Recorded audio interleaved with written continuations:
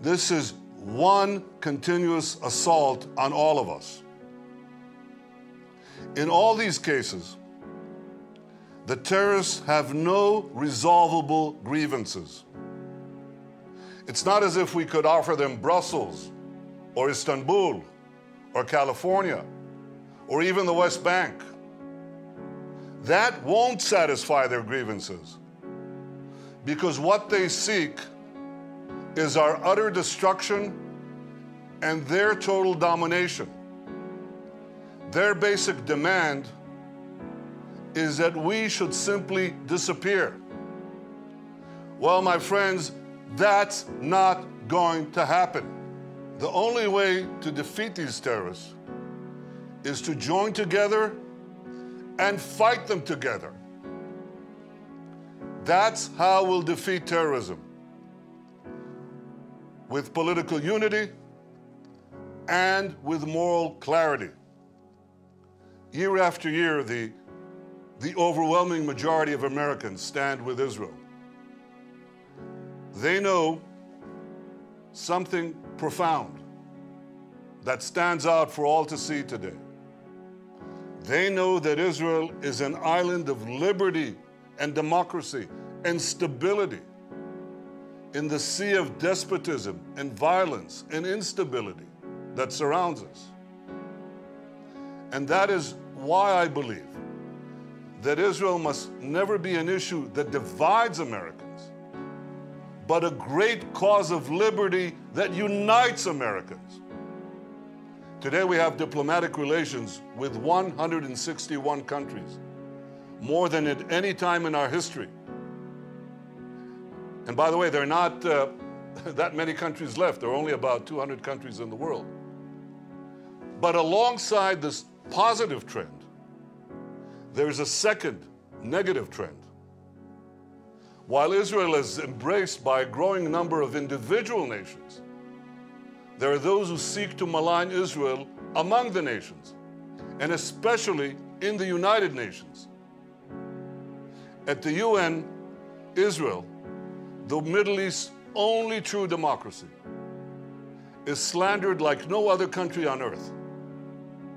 At the UN, Israel is subjected to consistent, systematic discrimination. Only Israel is permanently scheduled for condemnation at the UN Human Rights Council. Not Iran, not Syria, not North Korea. Only Israel is hounded by UN bodies expressly established to delegitimize its very existence. Only Israel is condemned every year by 20 hostile resolutions in the UN General Assembly. The UN, my friends, has a shameful record of singling out Israel for castigation and condemnation. So I have a question for you. Why would anyone think that the UN could decide on a fair and secure peace for Israel? Yet amazingly, there are some who believe exactly that. They seek to impose terms on Israel in the UN Security Council. And those terms would undoubtedly be stacked against us. They always are. So such an effort in the UN would only convince the Palestinians that they can stab their way to a state. Mind you, not a state next to Israel, but a state instead of Israel. A Security Council resolution to pressure Israel would further harden Palestinian positions and thereby could actually kill the chances of peace for many, many years. And that is why I hope the United States will maintain its long-standing position to reject such a UN resolution. If the international community really wants to advance peace, it must demand that the Palestinians stop poisoning the minds of their children. If the international community wants to advance peace, it must address the true core of the conflict: the persistent Palestinian refusal to accept a Jewish state in any borders. Ladies and gentlemen, I am confident that over time, the trend of embracing Israel will overcome the trend of maligning Israel. Because ultimately, freedom beats tyranny.